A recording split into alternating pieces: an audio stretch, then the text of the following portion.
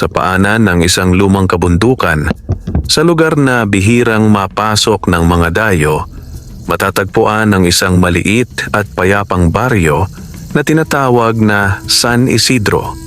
Napapaligiran ito ng makakapal na puno ng kawayan, matatandang punong balete at malalawak na palayan na kumikislap sa ilalim ng araw tuwing umaga. Ngunit kapag dumarating ang dapit hapon, unti-unting bumabalot sa buong lugar ang manipis na hamog na tila ba nagmumula sa kailaliman ng lupa. Doon naninirahan ang mag-asawang sina Lando at Rosa. Sila ay kapwa magsasaka, payak ang pamumuhay, simple ang pangarap at tahimik ang puso. Araw-araw, bago pa sumilip ang araw, bumabangon na si Lando upang magtungo sa bukid. Bitbit ang kanyang kalaykay at lumang itak, tinatahak niya ang makitid na daan patungo sa palayan na minana pa niya sa kanyang ama. Samantala, si Rosa naman ay nag-aasikaso ng munting bahay na yari sa kawayan at nipa, naghahanda ng simpleng almusal at nag-aalaga ng kanilang munting taniman ng gulay sa likod bahay. Wala silang anak. Sa kabila ng maraming taon ng pagsasama, hindi sila biniyayaan ng supling. Maraming beses silang umiyak sa gabi, nagdarasal sa may kapal na sana'y bigyan sila ng isang anak na magbibigay saysay sa kanilang pagod at hirap. Ngunit sa paglipas ng panahon, natutunan na lamang nilang tanggapin ang kanilang kapalaran. Ang kanilang pagmamahalan ang nagsilbing anak na rin nila. Si Lando ay isang lalaking matipuno, maitim ang balat dahil sa araw, at may mga matang laging puno ng pag-asa kahit kapos sa buhay. Si Rosa naman ay payat, mahinhin, at may likas na kabaitan sa puso. Kilala siya sa baryo bilang babaeng handang tumulong kahit kaunti lamang ang kanyang maibibigay. Ang kanilang tahanan ay nasa gilid ng baryo, malapit sa isang masukal na kakahuyan. Madalas sabihin ng matatanda na ang gubat na iyon ay hindi pangkaraniwan. Maraming kwento ang umiikot tungkol dito. May mga nawawalang hayop, may mga ilaw na biglang sumusulpot sa gabi, at may mga tinig na maririnig kapag hating gabi. Ngunit para kina Lando at Rosa, ang kagubatan ay bahagi na lamang ng kanilang buhay. Doon sila kumukuha ng panggatong. Doon sila naghahanap ng mga ligaw na gulay. Doon din minsan sila nagpapahinga kapag pagod na sa bukid. Hindi nila alam na sa likod ng katahimikan ng gubat ay may mga nilalang na matagal nang nagmamasid sa kanila. Isang umaga, nagising si Rosa sa kakaibang panaginip. Sa kanyang panaginip, nakita niya ang sarili na naglalakad sa gitna ng kagubatan. Ang paligid ay maliwanag, ngunit walang araw sa kalangitan. Sa gitna ng mga puno, may dalawang figura na nakasuot ng puti. Isang lalaki at isang babae. Pareho silang may mapuputing buhok at mga matang kumikislap na tila bituin. Lumapit ang dalawang figura sa kanya. Inabot ng babae ang kanyang kamay. Nang magdikit ang kanilang balat, nakaramdam si Rosa ng kakaibang init at lungkot na sabay na pumasok sa kanyang puso. Pagkatapos, narinig niya ang isang tinig. Isang tinig na puno ng pagsusumamo. Humihingi ng tulong. Nagising si Rosa na pawis at mabilis ang tibok ng dibdib. Umupo siya sa banig at hinaplos ang kanyang dibdib. Hindi niya maintindihan ang kanyang napanaginipan. Ngunit ramdam niya na hindi iyon isang karaniwang panaginip. May kakaiba. May mensahe. Pagdating ng tanghali, ikinuwento ni Rosa kay Lando ang kanyang napanaginipan habang sila'y kumakain ng simpleng kanin at tuyo. Tahimik na nakinig si Lando. Hindi siya madaling maniwala sa mga pamahiin, ngunit lumaki siyang nakakarinig ng mga kwento tungkol sa mga nilalang sa gubat. Malamang pagod ka lang, Rosa. Mahinahong sabi niya. Marami kang iniisip nitong mga nakaraang araw. Ngumiti si Rosa, ngunit hindi mawala ang kaba sa kanyang puso. Siguro nga, sagot niya. Pero parang may gustong sabihin sa akin ang panaginip. Hindi na sila nag-usap pa tungkol doon. Ngunit sa mga sumunod na araw, Paulit-ulit na napanaginipan ni Rosa ang parehong tagpo. Ang dalawang figurang nakaputi. Ang mga matang kumikislap. Ang pagsusumamong tinig. At sa bawat pagpanaginip, lalong lumalalim ang kanyang pakiramdam na may paparating na pagbabago sa kanilang buhay. Isang hapon, pauwi na si Lando mula sa bukid nang mapansin niyang kakaiba ang paligid. Tahimik, walang huni ng ibon, walang kaluskos ng mga dahon. Tanging ang tunog ng kanyang mga yapak sa lupa ang kanyang naririnig. Pagdating niya malapit sa kakahuyan, bigla siyang napatigil. Sa gitna ng daan, may nakita siyang bakas ng maliliit na paa. Hindi ito katulad ng bakas ng tao. Masyadong maliit. Masyadong pino. Para bang sa isang bata, ngunit mas maselan. Napakunot ang noo ni Lando. Sinundan niya ang mga bakas. Patungo ang mga ito sa loob ng gubat. Ngunit bago pa siya makapasok, biglang bumalik ang normal na tunog ng paligid. Umuni ang mga ibon, umihip ang hangin at gumalaw ang mga dahon. Parang walang nangyari. Umiling si Lando. Inisip niyang baka guni-guni lamang. Kinagabihan, habang nagdarasal ang mag-asawa bago matulog, biglang umihip ang malamig na hangin sa loob ng kanilang bahay. Nayanig ang apoy ng lampara. Nagsayaw ang mga anino sa dingding. Nagkatinginan sina Lando at Rosa. May kakaibang pakiramdam na bumalot sa buong silid. Parang may presensyang hindi nila nakikita. Ngunit wala silang masabi. Tahimik nilang tinapos ang dasal at natulog na may bahagyang kaba sa puso. Sa kalaliman ng kagubatan, sa ilalim ng isang napakalaking punong balete, may dalawang nilalang na nakaupo sa ibabaw ng ugat. Sila ay mag-asawang duwende. Mapuputi ang kanilang balat, tila porselana. Mahahaba ang buhok na parang pilak. At ang kanilang mga mata ay puno ng lungkot. Ang lalaki ay nagngangalang Amihan. Ang babae ay tinatawag na Lira. Matagal na silang nabubuhay sa gubat. Tagapangalaga ng kalikasan. Tagabantay ng balanse. Ngunit ngayon, sila ay nasa bingit ng pagkawala. May malaking panganib na paparating. May puwersang sumisira sa kanilang mundo. At kailangan nila ng tulong ng tao. Hindi ng sino man, kundi ng mag-asawang may dalisay na puso. Ng mag-asawang handang magsakripisyo kahit wala silang halos maibigay. Ng mag-asawang sina Lando at Rosa. Tahimik na naghawak kamay sina Amihan at Lira. Sa kanilang mga mata, nagniningning ang huling pag-asa. Ang pag-asang sa tulong ng dalawang simpleng magsasaka, maililigtas hindi lamang ang kanilang lahi, kundi pati ang ugnayan ng tao at kalikasan. At sa gabing iyon, muling nagpadala sila ng panaginip. Isang panawagan, isang paanyaya, isang simula na magbabago sa kapalaran ng apat na nilalang magpakailanman. Sumapit ang umaga na tila karaniwan lamang sa baryo ng San Isidro. Muling sumikat ang araw mula sa likod ng kabundukan. Unti-unting pinapawi ang hamog na bumabalot sa mga palayan. Ang mga tandang ay sabay-sabay na tumilaok at ang mga ibon ay nagliparan mula sa mga puno. Sa paningin ng karamihan, isa lamang itong payapang simula ng panibagong araw. Ngunit para kay Rosa, may kakaiba sa hangin. Pagmulat pa lamang ng kanyang mga mata, nakaramdam na siya ng bigat sa dibdib. Hindi ito sakit, hindi rin pagod, kundi isang pakiramdam na tila may inaasahan ng mundo sa kanya. Umupo siya sa banig at saglit na ipinikit ang mga mata. Muling sumagi sa kanyang isipan ang mukha ng babaeng nakaputi sa kanyang panaginip. Ang mga mata nitong puno ng lungkot. Ang kamay na humawak sa kanya. Ang tinig na humihingi ng tulong. Mabagal siyang bumangon at naglakad patungo sa maliit na bintana.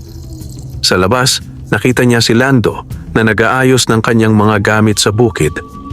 Tila walang alinlangan sa kilos. Tila walang iniintinding misteryo. Ngunit si Rosa ay hindi mapalagay. Habang naghahanda ng almusal, napansin ni Rosa na parang mas tahimik ang paligid kaysa dati. Kahit ang mga manok sa bakuran ay tila matamlay. Ang aso ng kapitbahay ay hindi rin tumatahol gaya ng nakasanayan. May kung anong nagbago. Hindi niya lamang masabi kung ano. Inihain niya ang nilutong kanin at tinuyong isda. Umupo si Lando sa harap niya at nagsimulang kumain. "Rosa," biglang wika ni Lando habang ngumunguya. "Napansin mo ba na parang ang lamig ng hangin nitong mga nakaraang gabi?" Tumigil si Rosa sa pag-inom ng tubig. "Oh," sagot niya. "Akala ko nga ako lang ang nakakaramdam." Napakamot sa ulo si Lando. Kahit tag-init, parang may malamig na singaw galing sa gubat. Nagkatinginan sila. Pareho silang nakaramdam ng kakaibang kaba. Ngunit walang nagsalita pa. Matapos kumain, nagtungo si Lando sa bukid. Si Rosa naman ay naglinis ng bahay at nagdilig ng mga halaman. Habang nagdidilig siya sa likod bahay, napansin niyang may isang halamang ligaw na hindi niya pa kailanman nakita. Nasa gilid ito ng kanilang bakuran, malapit sa bakod na kawayan. Maliit lamang ito, ngunit ang mga dahon ay mapusyaw na puti, tila may bahid ng pilak. Sa gitna nito ay may munting bulaklak na kumikislap kapag tinatamaan ng liwanag. Lumapit si Rosa. Hinawakan niya ang isang dahon. Bigla siyang nakaramdam ng bahagyang init sa kanyang palad. Parang may dumaloy na lakas. Napaurong siya. Hindi siya nagtanim ng halamang iyon. Hindi rin niya alam kung saan ito nagmula. Ngunit sa halip na matakot, nakaramdam siya ng kakaibang kapanatagan. Parang pamilyar. Parang matagal na niyang kilala. Sa bukid naman, abala si Lando sa pagsasaayos ng pilapil. Habang nagbubungkal ng lupa, may napansin siyang kislap sa pagitan ng mga damo. Lumuhod siya at hinawi ang mga ito. Isang maliit na bato ang kanyang nakita. Hindi ito ordinaryong bato. Ito ay malinaw na parang salamin at sa loob nito ay tila may gumagalaw na liwanag. Pinulot niya ito. Nang hawakan niya, nakaramdam siya ng biglang init sa kanyang dibdib. Parang may pumintig. Parang may gumising sa kanyang loob. Napakunot ang noo niya. Hindi niya alam kung bakit, ngunit pakiramdam niya ay mahalaga ang batong iyon. Maingat niya itong isinilid sa kanyang bulsa. Pagsapit ng hapon, nagpasya si Rosa na magpunta sa ilog upang maglaba. Bitbit ang kanyang palanggana, tinahak niya ang makitik na daan papunta sa tubig.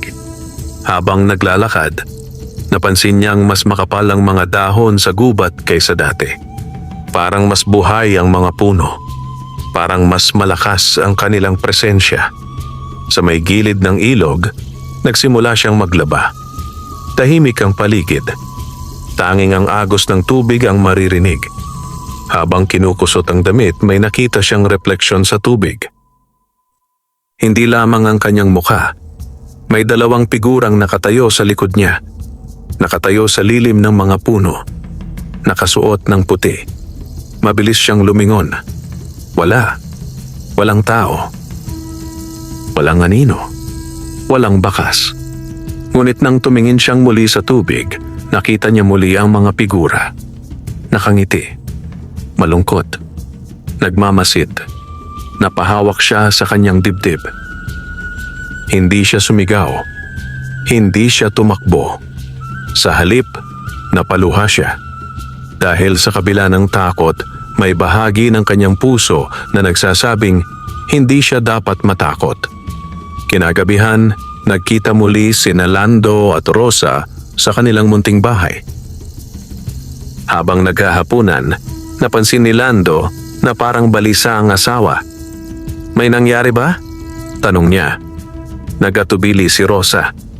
Pagkatapos ay ikinuwento niya ang nakita sa ilog. Tahimik na nakinig si Lando. Hindi siya tumawa. Hindi siya nagduda. Sa halip, inilabas niya ang maliit na bato mula sa bulsa. Ipinakita niya ito kay Rosa. Lumaki ang mga mata ng babae. Kanina ko pa yan nararamdaman, sabi ni Lando. Parang may dahilan kung bakit ko ito nahanap. Hinawakan ni Rosa ang bato. Biglang nagliwanag ito. Banayad. Mainit. Parang humihinga. Nagkatinginan sila, kapwa nanginginig.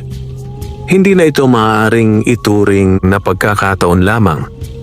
May nangyayaring hindi nila nauunawaan. May puwersang unti-unting pumapasok sa kanilang buhay.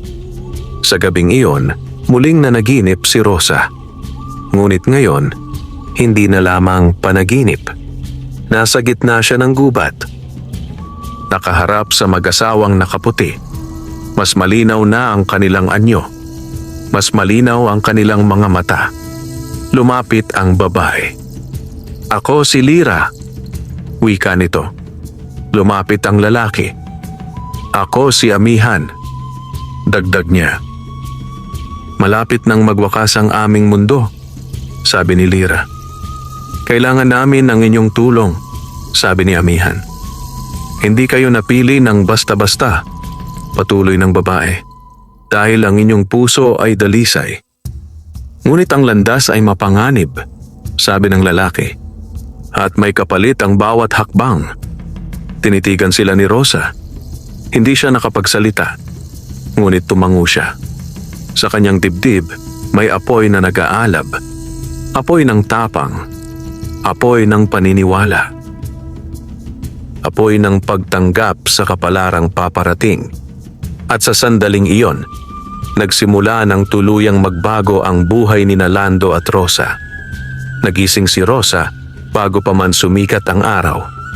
Hindi dahil sa ingay o init, kundi dahil sa kakaibang pakiramdam na tila may tumatawag sa kanya mula sa malayo.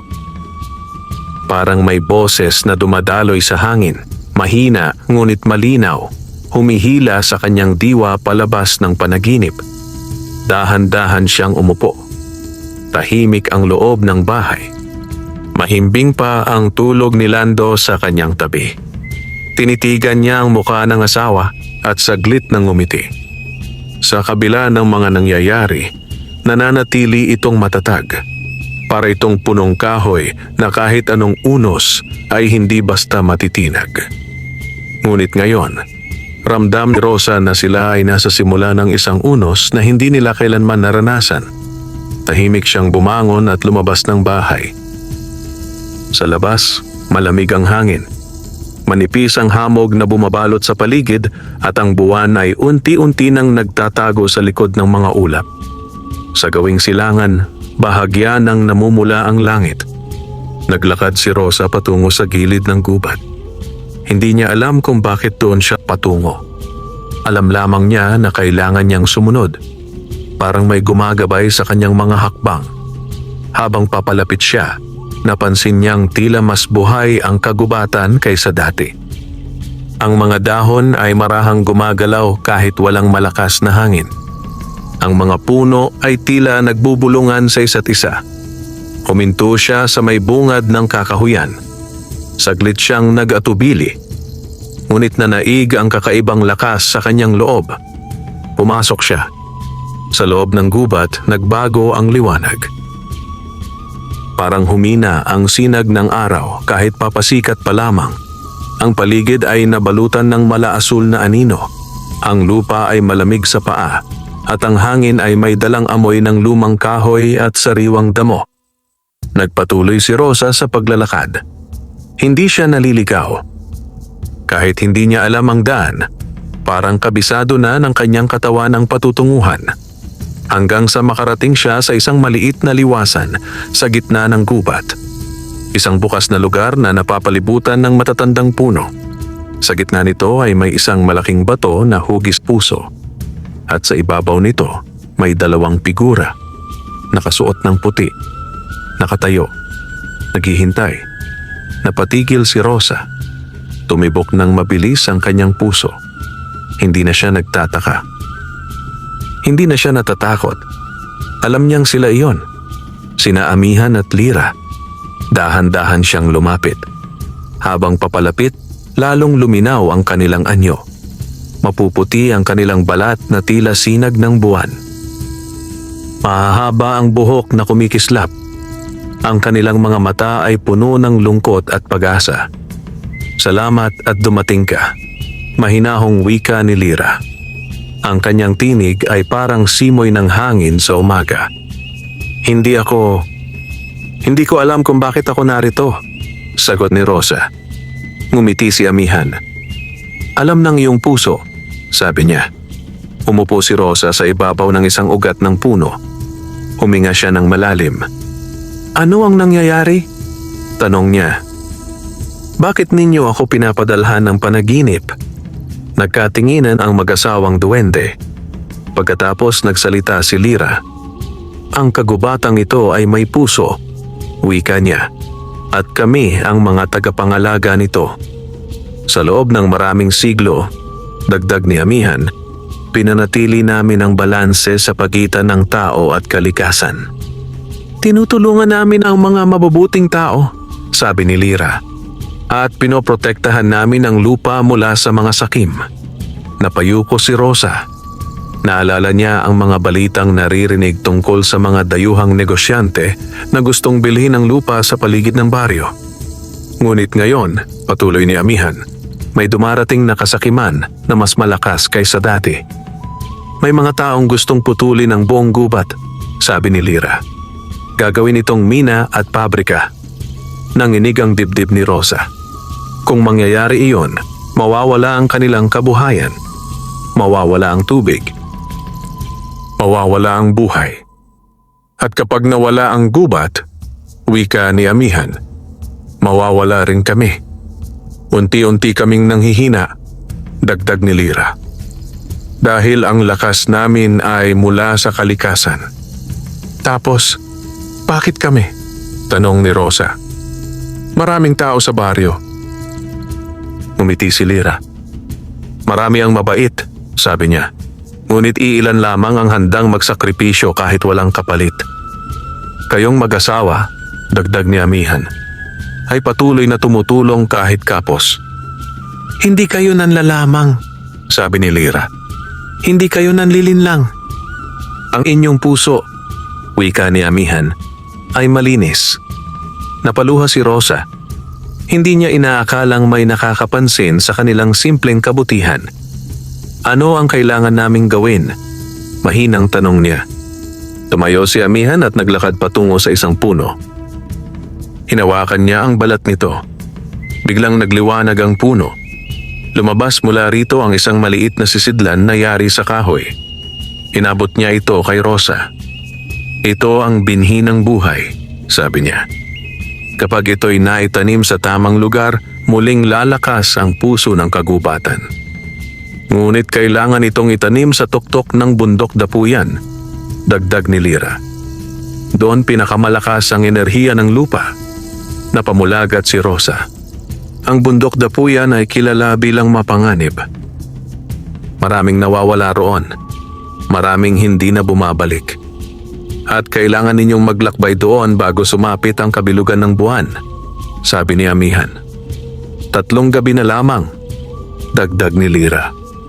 Nakakatakot, bulong ni Rosa. Totoo, sagot ni Amihan. Ngunit hindi kayo nag-iisa. Bibigyan namin kayo ng gabay, sabi ni Lyra. Ngunit ang lakas ng loob ay kailangang manggaling sa inyo. Tahimik na tumango si Rosa. Sa sandaling iyon, naalala niya si Lando. Ang kanilang mga pangarap, ang kanilang munting tahanan, ang kanilang simpleng buhay. Kung hindi nila gagawin ito, mawawala ang lahat. Gagawin namin, matatag niyang sabi. Ngumiti ang mag-asawang duwende. Sa unang pagkakataon, ang kanilang mga mata ay nagkaroon ng tunay na liwanag. Pagbalik ni Rosa sa bahay, sumisikat na ang araw. Gising na si Lando. Naghihintay. Nang makita niya si Rosa, agad siyang tumayo. Saan ka nagpunta? Tanong niya. Tinitigan siya ni Rosa. Huminga ng malalim at ikinuwento ang lahat. Mula sa gubat, hanggang sa binhi, hanggang sa bundok. Tahimik na nakinig si Lando. Pagkatapos, kinuha niya ang kamay ng asawa. Kung iyon ang kailangan, sabi niya, sasamahan kita. Sa kanyang bulsa, naroon pa rin ang makinang na bato. Parang tumutugon. Parang pumapayag. At sa umagang iyon, nagsimula ang kanilang paglalakbay. Maagang nagising sina Lando at Rosa kinabukasan. Hindi na sila naghintay ng pagsikat ng araw. Sa dilim pa lamang ng madaling araw, gumalaw na sila sa loob ng kanilang munting tahanan, tahimik na nag-iimpake ng kakailanganin sa paglalakbay. Kaunting bigas, pinatuyong isda, isang maliit na tapayan ng tubig, lumang kumot, at ang sisidlang naglalaman ng binhi ng buhay na maingat na binalot ni Rosa sa malinis na tela. Habang naghahanda, ramdam nila ang bigat ng kanilang pasya. Hindi nila alam kung kailan sila makakabalik. Hindi nila alam kung makakabalik pa sila. Ngunit wala nang urungan. Bago umalis, lumuhod muna si Rosa sa harap ng maliit nilang altar. Isang simpleng istante na may kandila at larawan ng banal na pamilya. Nagdasal siya ng taimtim, hindi para sa sarili lamang, kundi para sa kanilang paglalakbay, para sa kagubatan, para sa baryo, para sa lahat ng maaapektuhan ng kanilang gagawin. Si Lando naman ay nakatayo sa likod niya, tahimik na nakapikit. Sa kanyang dibdib, ramdam niya ang bahagyang init mula sa batong dala niya. Parang may tumitibok. Parang may gumagabay. Nang matapos ang dasal, sabay silang lumabas ng bahay. Ang baryo ay tahimik pa. Kakaunti pa lamang ang nagigising. Walang nakakaalam na may dalawang magsasakang paalis upang harapin ang isang kapalarang lampas sa kanilang naiintindihan. Tahimik nilang tinahak ang daan patungo sa kagubatan. Habang naglalakad, napansin ni Rosa na tila mas maliwanag ang paligid kaysa karaniwan kahit wala pang araw. Parang may liwanag na nagmumula mismo sa mga puno. Sa bawat hakbang, nararamdaman niyang parang may nagbabantay sa kanila. Hindi siya natatakot. Sa halip, nakadarama siya ng kapanatagan. Pagpasok nila sa gubat, biglang nagbago ang hangin. Naging malamig, naging mabigat. Parang may sinusubok ang kanilang loob. Huminto sandali si Lando. Handa ka na ba? Tanong niya. Tumingin si Rosa sa kanya. Sa kanyang mga mata, may takot. Ngunit mas nangingibabaw ang tapang. Oo, sagot niya. Nagpatuloy sila. Habang palalim ng palalim ang kanilang nilalakbay, unti-unting nagiging mas mailap ang daan. May mga ugat na nakaharang. May mga batong madulas. May mga palumpong na kailangang suungin. Minsan, nadadapa si Rosa. Agad siyang tinutulungan ni Lando. Minsan, si Lando naman ang napapagod. Si Rosa ang umaalalay. Sa bawat pagsubok, mas tumitibay ang kanilang loob. Pagsapit ng tanghali, narating nila ang isang maliit na batis. Malinaw ang tubig. Malamig. Umaagos mula sa kabundukan.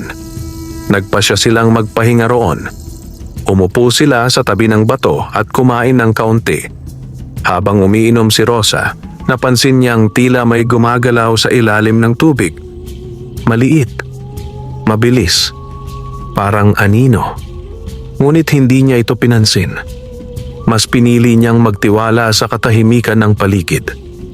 Matapos magpahinga, muli silang naglakad.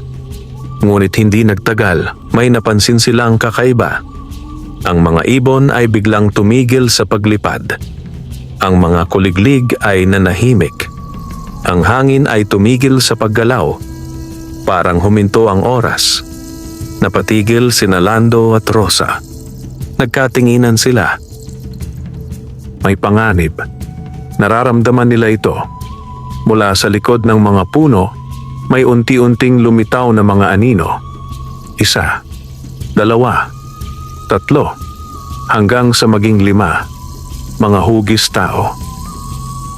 Ngunit baluktot. Payat. Mahahaba ang braso. Mapuputi ang mata. Walang itim. Walang buhay. Mga nilalang na tila gawa sa usok at dilim. Nanginig si Rosa. Napahawak siya kay Lando. Mga bantay ng dilim, bulong ni Lando. Naalala niya ang mga kwentong narinig niya noong bata pa. Mga espiritong naliligaw. Mga kaluluwang napag-iwanan.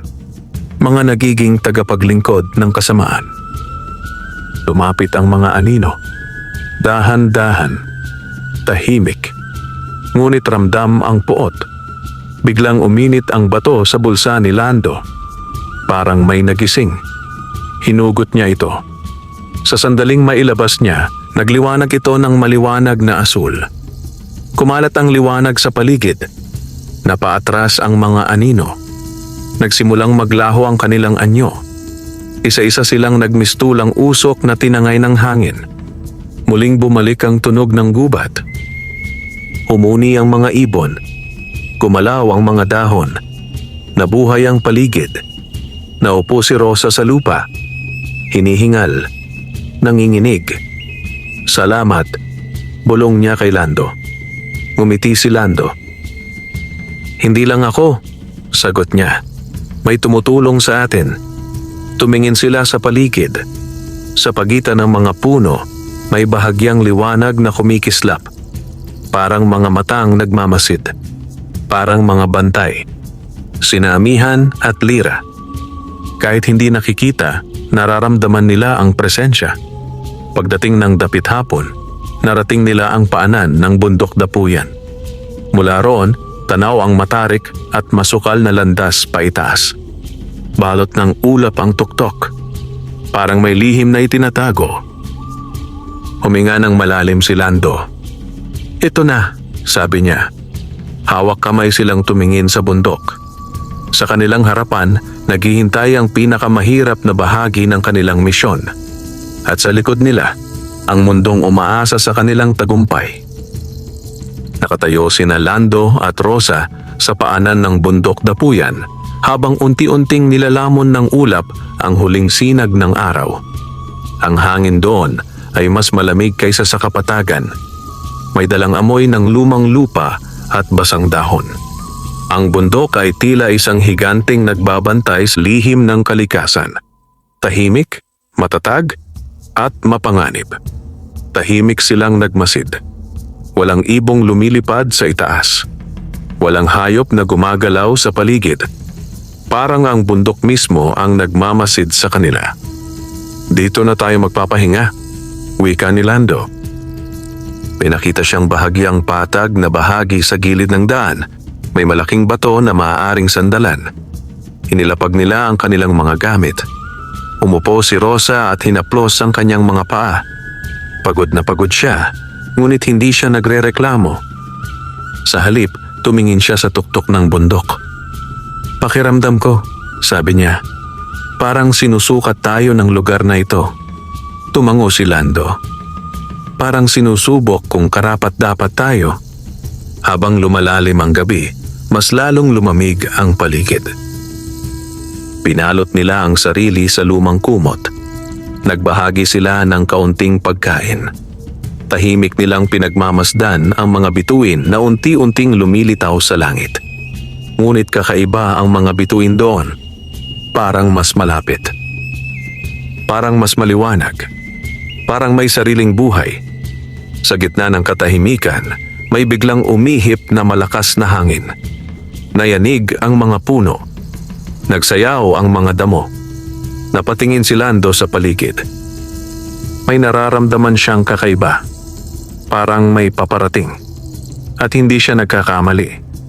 Mula sa likod ng mga bato, may isang matandang lalaki ang unti-unting lumitaw. Payat. Mahaba ang balbas. Nakasuot ng kupas na damit. May hawak na tungkod na yari sa kahoy. Ang kanyang mga mata ay maliwanag, ngunit puno ng hiwaga. Napatayo si Lando. Magandang gabi po. Maingat niyang bati. Ngumiti ang matanda. Matagal ko na kayong hinihintay, sagot nito. Nagkatinginan sina Lando at Rosa. Hinihintay? Tanong ni Rosa. Tumango ang matanda. Ang bundok ay nagsabi sa akin, wika niya. May darating na 2 pusong handang magsakripisyo. Umupo ang matanda sa tabi nila na parang matagal na silang magkakilala. Ang pangalan ko ay Berto, sabi niya. Tagapagbantay ako ng daanang ito. Hindi nila alam kung maniniwala sila. Ngunit may kakaiba sa matanda. Walang masamang intensyon. May kapayapaan sa kanyang presensya. Hindi lahat ng umaakyat sa bundok ay nakakarating sa tuktok. Wika ni Berto. Marami ang sumusuko. Marami ang naliligaw. Marami ang nawawala. Napayuko si Rosa. Makakarating ba kami? Tanong niya. Tiningnan siya ng matanda. Depende, sagot nito. Hindi sa lakas ng katawan, kundi sa tibay ng puso. Kinabukasan, bago pa man magbukang liwayway, ginising sila ni Berto. Oras na, sabi niya. Sumama ang matanda sa kanila sa unang bahagi ng pag-akyat.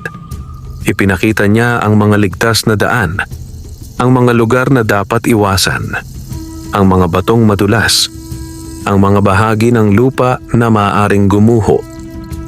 Habang umaakyat, lalong humihirap ang daan. Matarik, mabato, madulas.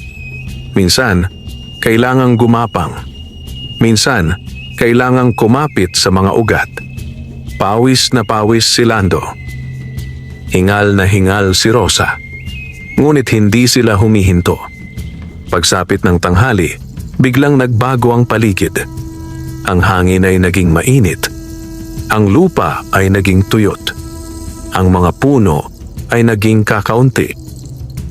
Parang biglang nag-iba ang mundo. Isa na namang pagsubok, sabi ni Berto. Ito ang lugar ng mga gunita. Sa harap nila, may lumitaw na parang salamin sa hangin. Isang malinaw na tabing. At sa loob nito, may mga larawan. Mga eksena mula sa kanilang nakaraan. Nakita ni Rosa ang sarili noong bata pa, umiiyak dahil sa kahirapan. Nakita niya ang kanyang ina na may sakit. Nakita niya ang mga panahong halos sumuko na siya. Nakita ni Lando ang kanyang ama na namatay sa bukid. Ang mga panahong nagutom siya. Ang mga panahong gusto na niyang iwan ang lahat. Bumigat ang kanilang dibdib. Parang muling bumalik ang sakit. Ang lungkot. Ang panghihinayang. Kung susuko kayo sa alaala, wika ni Berto, mananatili kayo rito magpakailanman. Kung haharapin ninyo ito, dagdag niya, makakatawid kayo. Nagkatinginan sina Lando at Rosa. Hawak kamay. Huminga sila ng malalim. Tinanggap ang sakit. Tinanggap ang nakaraan. At sabay silang humakbang pasulong. Sa kanilang pagdaan, unti-unting naglaho ang mga larawan. Naging hangin. Naging liwanag. Nawala. Nang makatawid sila, bumalik sa dati ang paligid. Napaupo si Rosa. Umiiyak. Ngunit magaan ang pakiramdam. Parang may nabunot sa dibdib ko, sabi niya. Ngumiti si Berto. Iyan ang lakas ng pagtanggap, wika niya. Pagdating ng hapon, huminto si Berto sa isang malaking bato. Hanggang dito na lang ako, sabi niya. Ang susunod na bahagi ay para na lamang sa inyo. Lumuhod si Rosa. Maraming salamat po, sabi niya. Ngumiti ang matanda. Salamat din, sagot nito, dahil pinatunayan ninyo na may pag-asa pa ang tao. Unti-unting naglaho si Berto sa hangin. Parang usok. Parang hamog. Parang hindi kailanman naroon. Naiwan sina Lando at Rosa na mas matatag, mas handa, mas buo. At sa kanilang harapan, naghihintay ang huling pagsubok bago ang tuktok ng bundok. Pagkatapos maglaho ni Berto, nanatiling nakatayo sina Lando at Rosa sa tabi ng malaking bato. Tahimik ang paligid. Walang hangin. Walang ibon. Walang tunog ng anumang buhay. Parang biglang naging hungkag ang mundo. Tumingin si Lando sa daraanan. Mula roon, pababa ang landas. Hindi pa itaas. Hindi rin patag. Ito ay patungo sa isang malalim na lambak na nababalot ng kulay abo at maputlang liwanag. Bakit pababa? Tanong ni Rosa.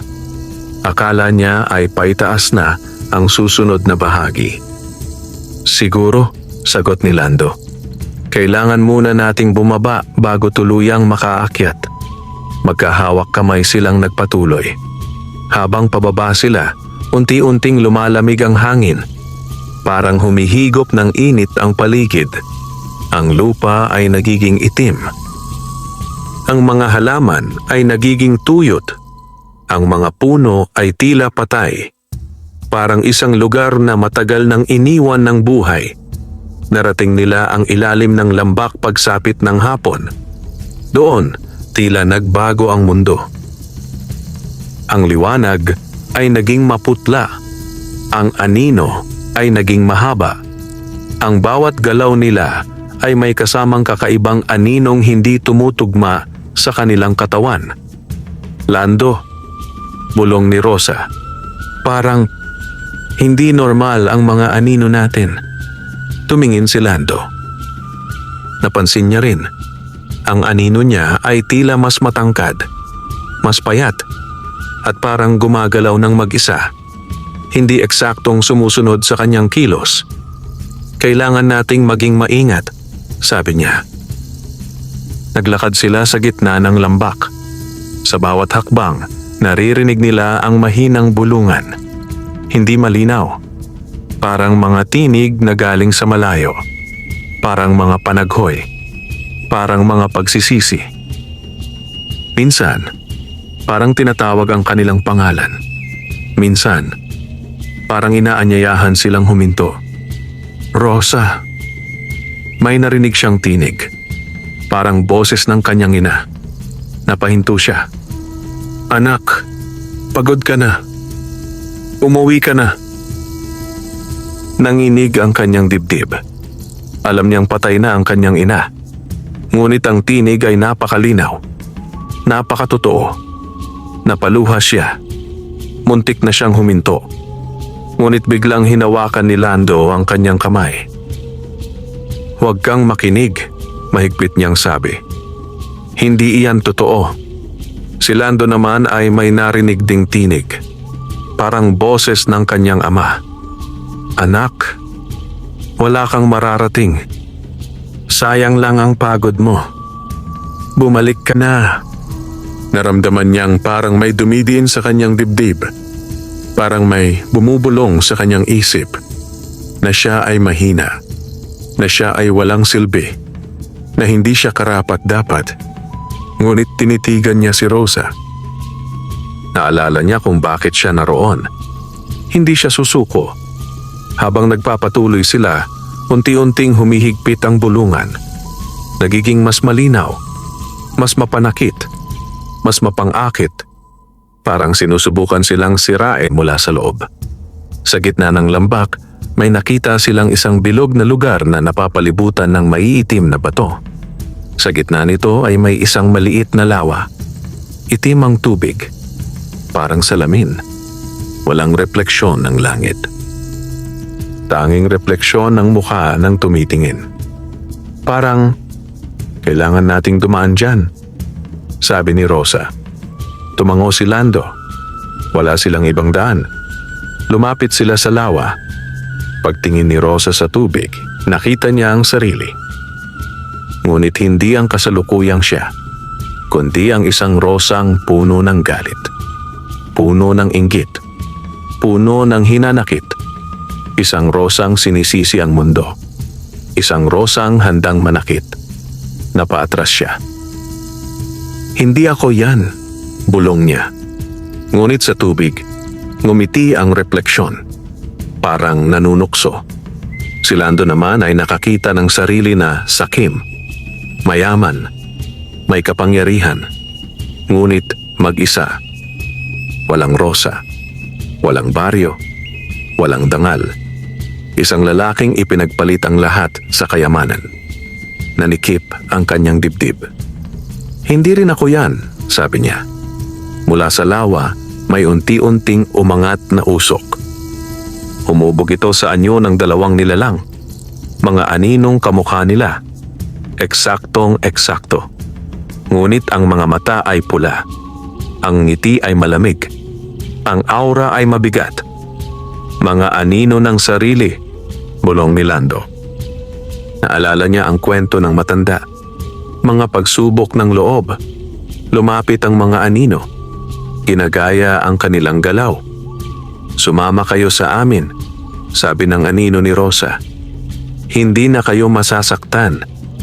Hindi na kayo mahihirapan. Magiging buo kayo. Sasapat na kayo. Ang anino ni Lando ay nagsalita rin. Sa amin may kapangyarihan, may kayamanan, may respeto. Hindi na kayo babaliwalain. Nanginig si Rosa. Nakakaakit ang mga salita. Napakatamis. Parang lunas sa lahat ng sugat. Ngunit tumingin siya kay Lando. Sa kanyang mga mata, nakita niya ang tunay na yaman. Pagmamahal, pagtitiwala, pagkakaisa. Hindi namin kailangan yan. Matatag na sabi ni Lando. Kami ay buo na. Kahit mahirap. Kahit nasasaktan. Hawak kamay. Tumayo si Rosa sa tabi niya. Oo, sabi niya. Masakit ang nakaraan. May takot ang hinaharap. Pero hindi namin ipagpapalit ang isa't isa. Biglang nagliwanag ang sisidlan sa bag ni Rosa. Sumilay ang banayad na berdeng liwanag. Kasabay nito, uminit ang bato sa bulsa ni Lando. Nagbughaw ito. Nagsanib ang dalawang liwanag. Kumalat sa buong lambak. Tinamaan ang mga anino. Napahiyaw ang mga ito. Unti-unting naglaho. Naging abo. Naging hangin. Nawala. Biglang bumalik ang kulay sa paligid. Ang lupa ay naging kayumanggi. Ang mga halaman ay nagsimulang tumubo. Ang hangin ay naging sariwa. Ang bulungan ay tumigil. Naupo si Rosa sa lupa. Humagulgol. Hindi sa takot, kundi sa ginhawa. Hinarap nila ang kanilang sarili at nagtagumpay. Sa dulo ng lambak, may lumitaw na paakyat na landas. Maliwanag. Malinis. Parang daan patungo sa liwanag. Humawak si Lando sa kamay ni Rosa. Tara na, sabi niya. Sa kanilang likuran, naiwan ang mga anino. Sa kanilang harapan, naghihintay ang huling yugto ng kanilang paglalakbay. Mula sa dulo ng lambak ng mga anino, tahimik na umakyat sina Lando at Rosa sa makitid na landas na patungo sa itaas. Ang daan ay parang inukit sa gilid ng bundok. Sa isang panig ay matarik na bangin. Sa kabila ay makakapal na ulap. Bawat hakbang ay kailangang sukatin. Bawat kilos ay kailangang pag-isipan. Isang maling galaw lamang ay maaaring magtapos sa lahat. Ngunit hindi sila umatras. Habang umaakyat, unti-unting nagbabago ang paligid. Ang malamig at madilim na hangin ng lambak ay napalitan ng banayad na simoy. Ang lupa ay nagiging mas matingkad ang kulay. May mga halamang tumutubo na may mapusyaw na liwanag sa mga dahon. Parang mga bituin na bumaba sa lupa. Parang malapit na tayo, bulong ni Rosa. Tumango si Lando. Nararamdaman din niya. May kakaibang tibok sa kanyang dibdib. Parang may tumatawag. Pagsapit ng hapon, narating nila ang isang patag na bahagi ng bundok. Mula roon, tanaw ang buong kagubatan at baryo sa ibaba. Parang mga munting anino ang mga bahay. Parang mga guhit ang mga palayan. Napahinto si Rosa. Tingnan mo, sabi niya. Doon tayo galing. Tinitigan ni Lando ang tanawin. Sa unang pagkakataon, nakita niya kung gaano kalawak ang mundong pinoprotektahan nila. Hindi lamang para sa kanilang sarili, kundi para sa lahat. Sa gitna ng patag na bahagi, may isang sinaunang altar na yari sa bato. Natabunan ng lumot. Pinalilibutan ng mga halamang kumikislap. Sa gitna nito ay may hukay na hugis bilog. Parang sadyang ginawa para sa isang bagay. Napatingin si Rosa sa sisidlan. Para dito yon, bulong niya. Tumango si Lando. Dito natin itatanim ang binhi. Ngunit bago pa sila makalapit, biglang nagdilim ang langit. Nawala ang liwanag. Lumakas ang hangin. Umalingaw-ngaw ang dagundong mula sa kalangitan. Ang mga ulap ay nagtipon sa itaas ng altar. Umiikot. Parang ipo-ipo sa langit. Napatigil sila. Ano na naman ito? Tanong ni Rosa. Hinigpitan ni Lando ang hawak sa kanyang kamay. Ang huling pagsubok, sagot niya. Mula sa gitna ng ulap, may unti-unting bumabang figura. Matangkad, balot ng itim na usok. May mga matang nagliliyab na pula. Ang kanyang anyo ay parang pinagsamang tao at anino. Parang isinilang mula sa dilim. Siya ang sumisira, bulong ni Rosa. Naalala niya ang sinabi ni Amihan. Ang puwersang kumakain sa gubat. Ang kasakiman. Ang pagkawasak. Bakit kayo narito? Umalingaw-ngaw ang tinig ng nilalang. Ang lupa ay para sa malalakas. Ang mahihina ay dapat mawala. Ang kalikasan ay dapat sakupin. Dapat gawing yaman. Nanginig ang paligid sa bawat salita. Hindi! Matatag na sagot ni Lando. Ang lupa ay buhay. Hindi ito pag-aari. Hindi ito kasangkapan. Kasama namin ito. Tumayo si Rosa sa tabi niya. Ang kagubatan ay tahanan, sabi niya. Hindi minahan. Hindi pabrika. Hindi bangko. Tumawa ang nilalang. Isang malamig na halakhak. Dalawang dukhang magsasaka. Wika nito. Akala ninyo ay kaya ninyong pigilan ang mundo? Ipagpalit ninyo ang binhi, dagdag niya. Bibigyan ko kayo ng yaman, ng kapangyarihan, ng anak. Nanlaki ang mga mata ni Rosa. Nabigla siya. Anak, ang matagal nilang ipinagdasal, ang pinakahinahangad. Napatingin siya kay Lando. Nakita niya ang bakas ng pag-aalinlangan sa kanyang mga mata. Isang saglit lamang. Ngunit sapat. Tumahimik ang mundo. Parang hinihintay ang kanilang sagot. Sa isip ni Rosa, sumagi ang larawan ng isang batang tumatakbo sa kanilang bakuran. Isang batang tumatawag sa kanila ng ina at ama. Isang pangarap na matagal ng masakit. Ngunit naalala rin niya ang gubat. Ang baryo, ang mga tao, ang hinaharap ng lahat. Hindi, mariin niyang sabi. Hindi namin ipagpapalit ang mundo para sa isang pangarap. Tumango si Lando. Kung darating man ang biyaya, sabi niya, dapat malinis. Hindi mula sa kasamaan. Sumigaw ang nilalang. Naggit-ngit. Uminog ang itim na usok. Bumagsak ang malalakas na hangin. Nayanig ang lupa. Lumapit ito sa kanila. Handang durugin ang lahat. Hinugot ni Lando ang bato. Nagniningning ito ng bughaw. Inilabas ni Rosa ang sisidlan. Naglalabas ito ng berdeng liwanag. Pinagdikit nila ang dalawa. Sa sandaling magdikit, sumabog ang liwanag. Puti, asul, berde, nagsanib, kumalat sa buong tuktok. Tinamaan ang nilalang. Napatras ito. Nagsimulang matunaw ang anyo. Hindi pa tapos ito, sigaw nito. Babalik ako. Unti-unti itong naglaho sa hangin, kasabay ng pagbalik ng liwanag sa langit, pagkawala ng ulap, paghinahon ng hangin. Nang bumalik ang katahimikan, napaluhod si Rosa. Pagod, nanginginig, ngunit buhay. Lumapit si Lando at niyakap siya. Nagawa natin, bulong niya. Ngunit alam nilang hindi pa tapos.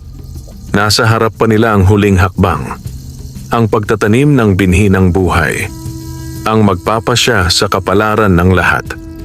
Tahimik ang tuktok ng bundok dapuyan matapos maglaho ang sumisira. Ang hangin ay muling naging banayad. Ang langit ay naging malinaw. Ang mga ulap ay naghiwa-hiwalay, waring nagbibigay daan sa liwanag ng araw na unti-unting bumaba sa altar.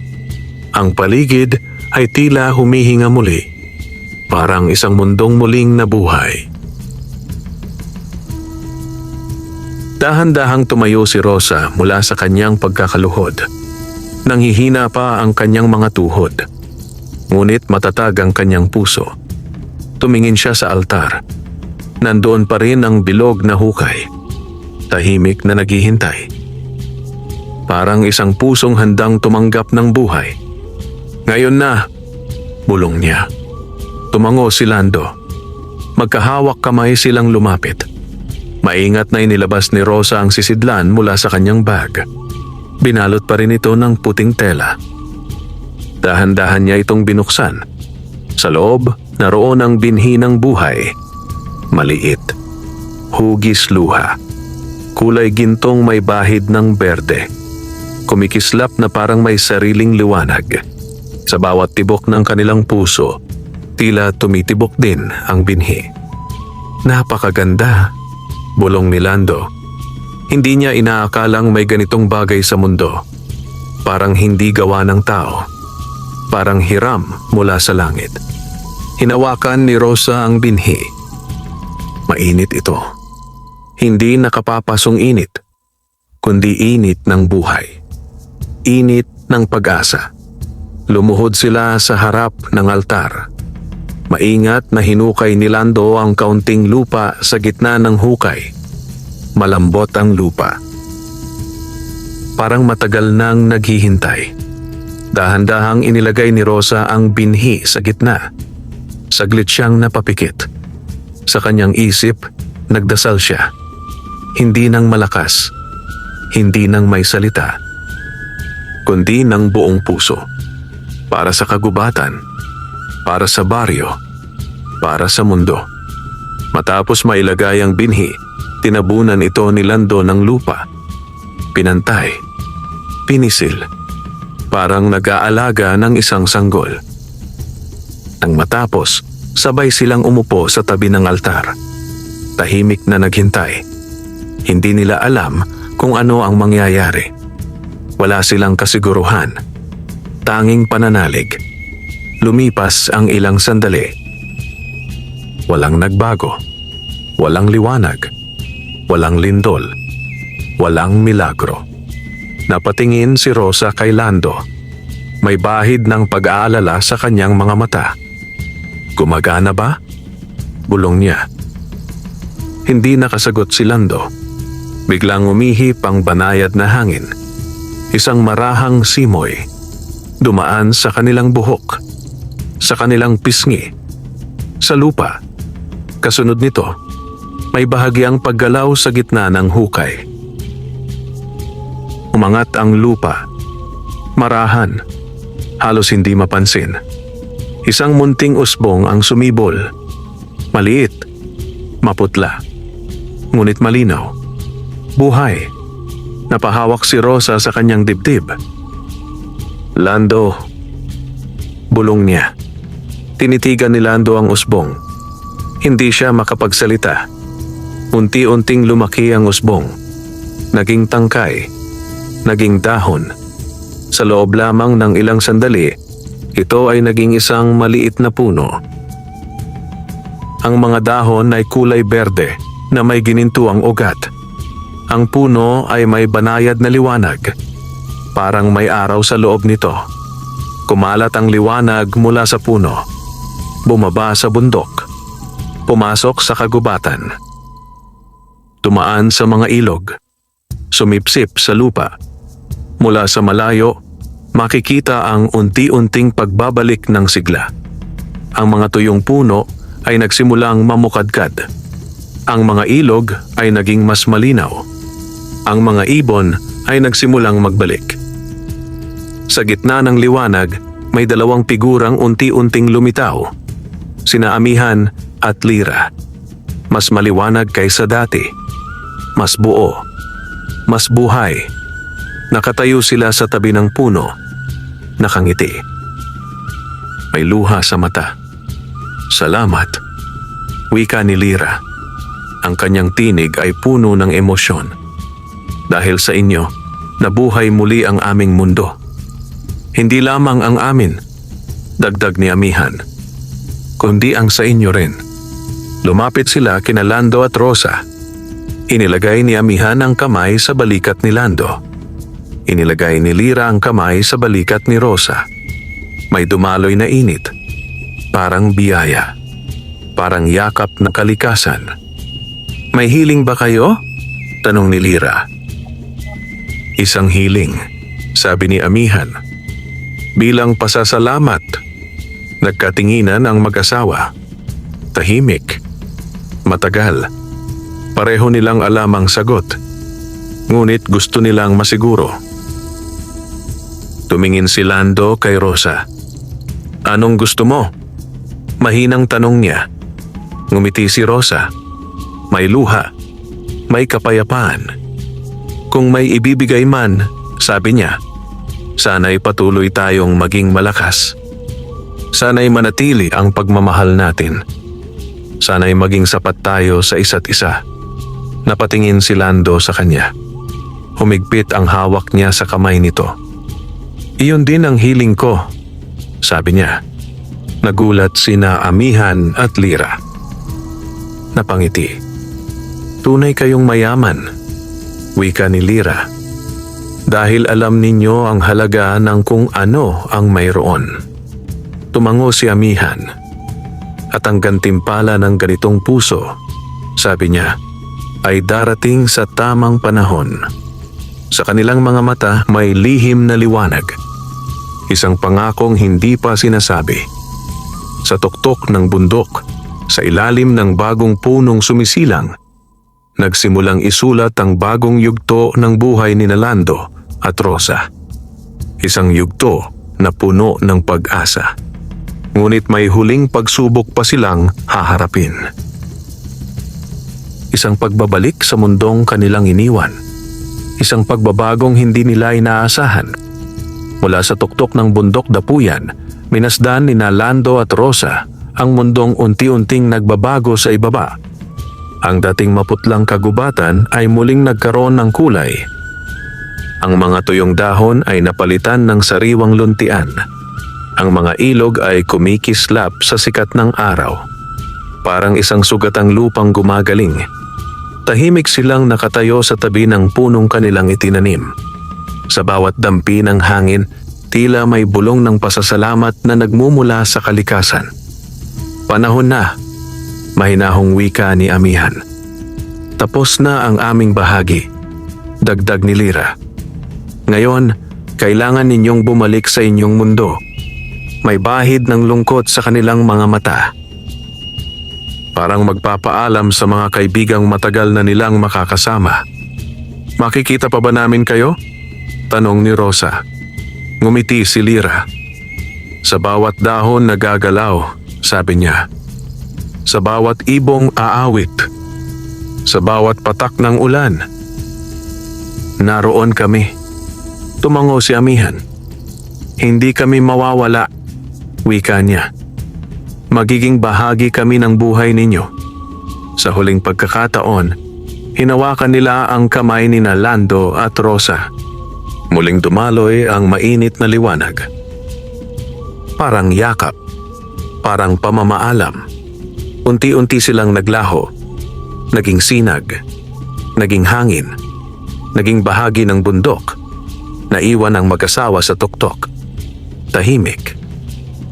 May halong saya at pangungulila. Ngunit alam nilang natapos na ang kanilang misyon at panahon ng umuwi. Ang pagbaba ay hindi na kasing hirap ng pag-akyat. Parang gumagaan ang bawat hakbang. Ang dating mabigat na daan ay naging malinaw. Ang mga batong madulas ay tila tumitibay. Ang mga ugat na humahadlang ay tila umiiwas. Parang ang bundok mismo ang nagbubukas ng daan para sa kanila. Habang bumababa sila, napansin nilang mas marami ng buhay sa paligid. May mga ibong naglalaro sa hangin. May mga usa na sumisilip sa mga puno. May mga paru-parong lumilipad sa tabi ng kanilang mga balikat. Napangiti si Rosa. Parang tinatanggap tayo, sabi niya. Tumango si Lando. Parang nagpapasalamat. Nang marating nila ang lambak ng mga anino, hindi na ito madilim. Ang dating maputlang lupa ay naging matingkad.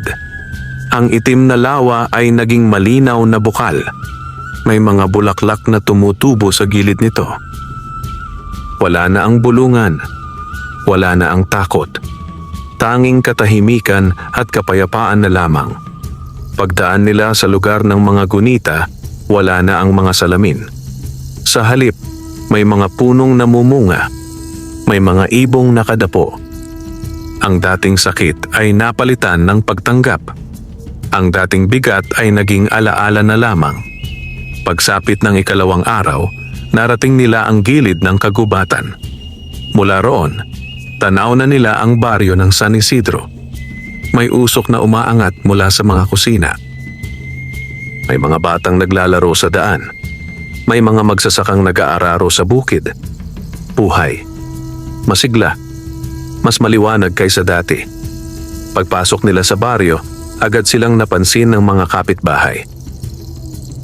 Lando! Rosa! Saan kayo galing? Akala namin nawala na kayo.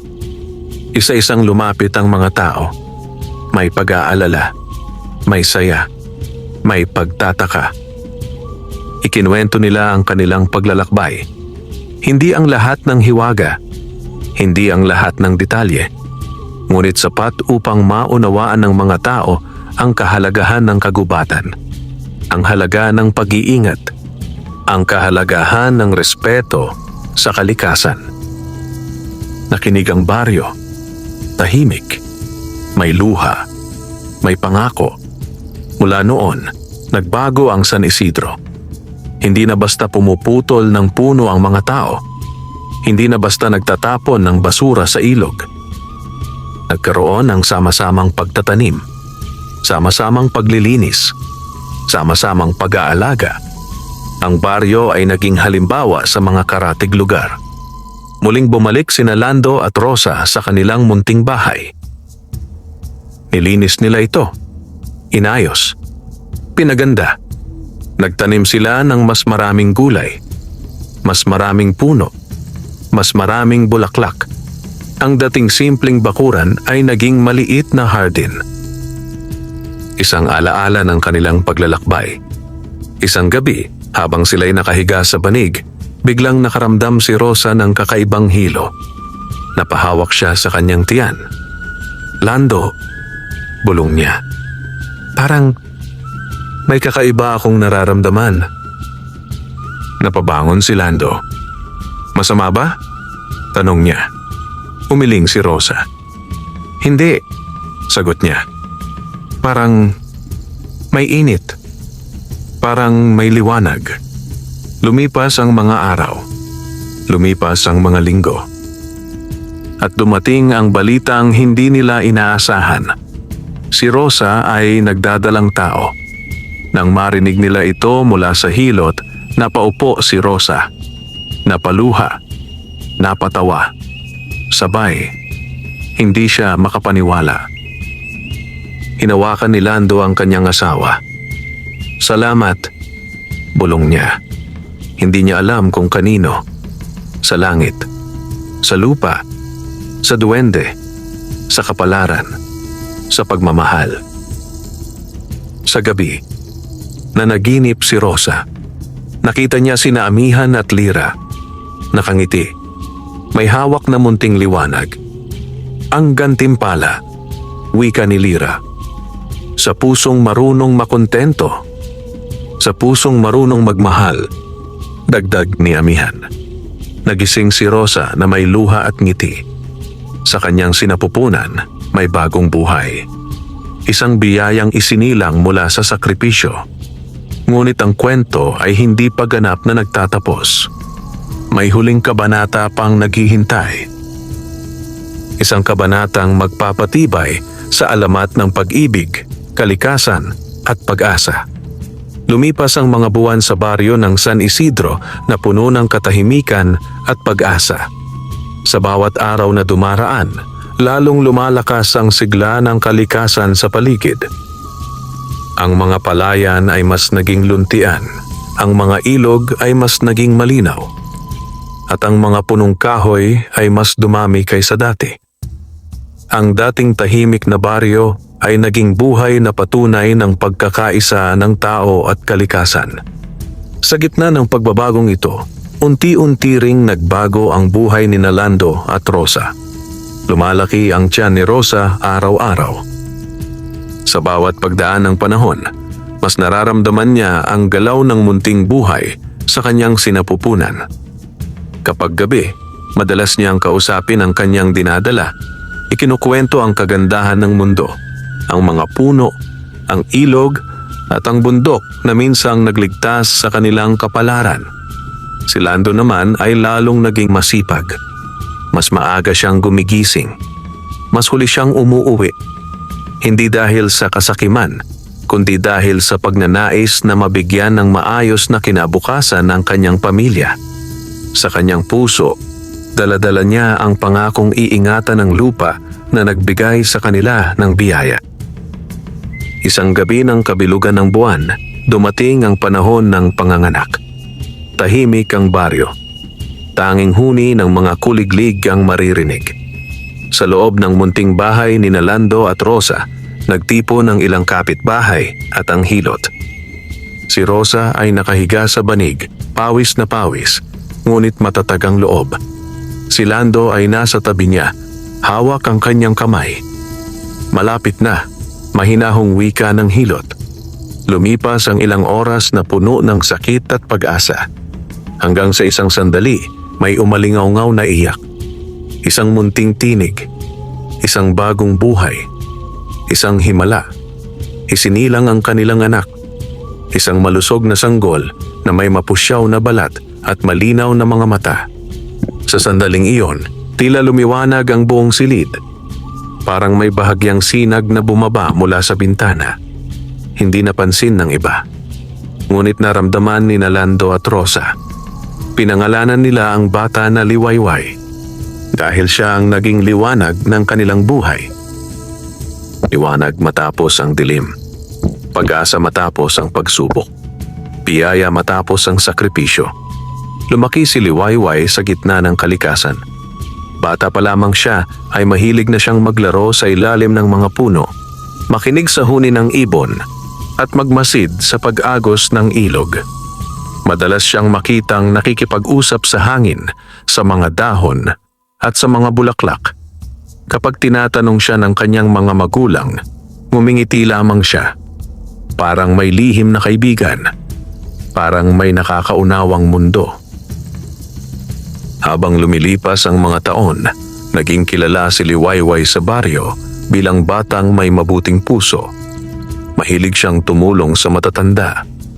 Nagbibigay ng pagkain sa mga hayop. Nagtatanim ng puno kahit walang nag-uutos. Hindi siya maramot. Hindi siya mapagmataas. Parang likas sa kanya ang kabutihan. Isang hapon, nang siya'y magdalaga na, nagpunta siya mag-isa sa gilid ng kagubatan. Umupo siya sa ilalim ng isang punong balete. Tahimik. Nagmuni-muni. Biglang umihip ang banayad na hangin. Sa harap niya, may dalawang figurang unti-unting lumitaw. Isang lalaki at isang babae. Mapuputi, maliwanag, nakangiti. Matagal na naming hinihintay ang sandaling ito. Wika ni Lira. Lumaki kang may dalisay na puso, dagdag ni Amihan. Hindi natakot si Liwayway. Sa halip, yumuko siya bilang paggalang. Salamat po, mahinahon niyang sabi. Dahil sa inyo, ligtas ang aming mundo. Ngumiti ang mag-asawang duwende. Dahil din sa iyong mga magulang, wika ni Amihan. Sila ang nagbukas ng landas. Ibinigay nila kay Liwayway ang isang maliit na binhi. Kulay ginto. Kumikislap. Parang katulad ng una. Hindi ito para sa digmaan, sabi ni Lira, kundi para sa pagpapatuloy. Kapag dumating ang panahong kailangan, dagdag ni Amihan, ikaw ang magiging tagapangalaga. Tinanggap ito ni Liwayway ng buong paggalang. Pag-uwi niya, ikinuwento niya ang lahat kina Lando at Rosa. Tahimik silang nakinig. May luha, may ngiti, may pasasalamat. Sa kanilang mga mata, nakita nila ang katuparan ng kanilang sakripisyo. Hindi lamang para sa sarili, kundi para sa susunod na salinlahi. Sa paglipas ng panahon, tumanda sina Lando at Rosa na may kapayapaan sa puso. Sa kanilang bakuran, patuloy na tumutubo ang mga punong kanilang itinanim. Sa kanilang tahanan, patuloy na umiiral ang pagmamahal. Sa kanilang alaala, patuloy na nabubuhay ang kwento ng bundok, ng binhi at ng pag-asa. At sa bawat huni ng ibon, sa bawat lagaslas ng tubig, sa bawat pag-ihip ng hangin, palihim na naaalala ng kalikasan ang dalawang magsasakang minsang nag-alay ng lahat para sa mundo.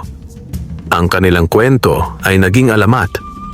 Isang alamat ng pag-ibig, isang alamat ng sakripisyo, isang alamat ng liwanag, isang alamat na magpapaalala sa bawat henerasyon na ang tunay na yaman ay nasa pusong marunong magmahal at mag-ingat sa mundong kanyang tinitirhan.